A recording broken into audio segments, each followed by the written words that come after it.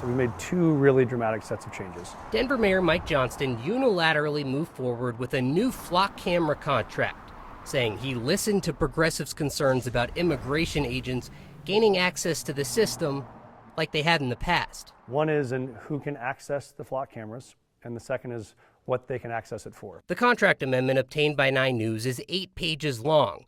But for now, let's skip all the way to the bottom to the very last 2 lines. Flock reserves the right to respond immediately to urgent law enforcement requests for information as outlined in our evidence policy.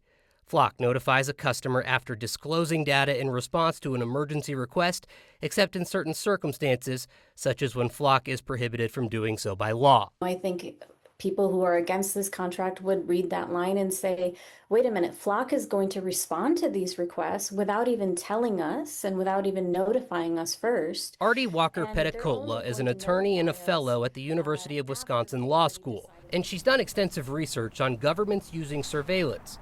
And Artie believes that clause is pretty standard. They do get subpoena requests. They do get requests for information from other police departments. Standard is not how the mayor described this contract. We've worked with Flock to build a custom-built model just for Denver. This is a unique Denver model that only exists for us. It's not an untoward request. However, it goes against this idea of, we now have total control over our data, or we have total transparency over our data. Denver's previous contract had a similar clause in it.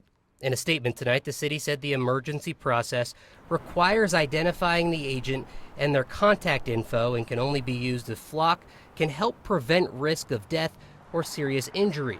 The city says it's not worried Flock would give its data in other circumstances.